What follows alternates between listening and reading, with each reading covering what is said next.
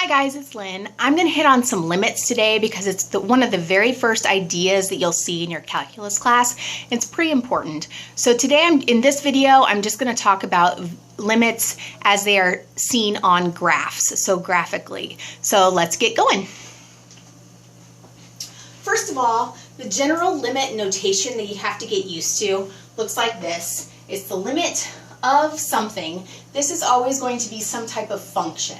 So they might just literally say like a letter G or something like that, or they might give you an actual expression, let's say like x squared minus 4. So, but the point is you're always taking the limit of a function, and you're always talking about as x approaches some number. In this case, it's 2, but you're always doing the limit as x approaches some number of a function. The other thing you need to understand is that the limit is always equal to a y value. So we're talking about as x is approaching some number, as x is approaching the number, the limit is going to equal a y value. Every single time, the limit will be a y value. So when we're talking about these limits with graphs, a lot of times the types of graphs that you'll see might look a little funky. You've probably maybe never seen this kind of idea with limits before. So let's stick with, on this first graph, x is approaching 2. So let's highlight the value of 2 on the x-axis. And let's say we're going to have a graph that looks something like that. So this is what I mean by a little bit funky looking graphs. So we have a hole down here, we have a jump, all kinds of things going on. This is really going to illustrate really well the unique idea of limits that you might not have seen before, because when we're talking about limits, we do not care at all about what's happening when x equals 2. When x equals 2 in this graph, we clearly have the y value up here at 3 when x equals 2. However, limits always talk about when x is approaching 2. Okay? So when we talk about as x approaches 2, we're talking from the left side and from the right side on this curve. So if x is 1.5, 1.9, 1.99, or on the right side, 2.5, 2.1, 2.01.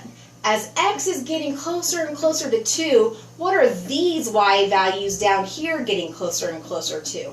These y values are getting closer and closer to 1, correct? So we would say the limit as x approaches 2, let's call this of function f, equals 1. That is the y value that the function is approaching as x approaches 2, okay, if that makes sense.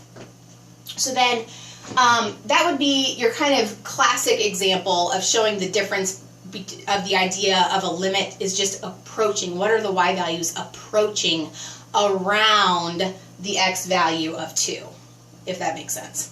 So another example, another type of graph that you might see, if we jump over to, let's highlight when x is approaching 3, for example. And this one might not be a funky looking graph. It might be pretty normal. Let's just say it looks something like, actually I don't want to do that. Let's say, so just kind of a normal looking graph that you've seen before.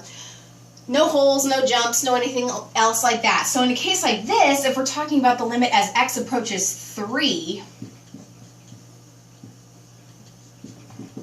of this function, here we're just going to follow the curve. There's no holes or anything, so we're going to follow the curve. From the left, x is approaching 3, here, here, here, here, here. From the right, x is approaching 3, here, here, here, here, here.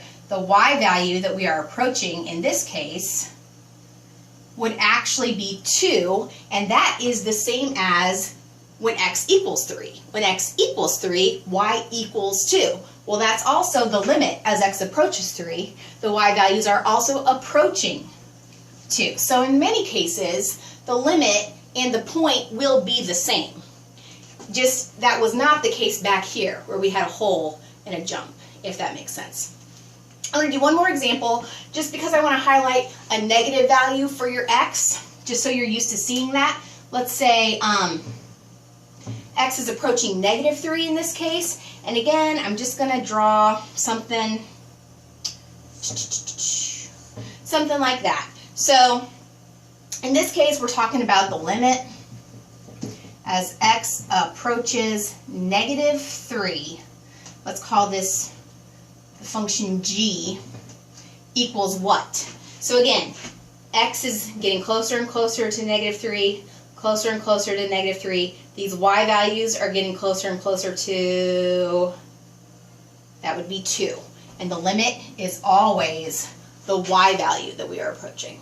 So I hope that helps. Please leave comments if you need more help. Keep coming back. I really want to help you guys out. Take care.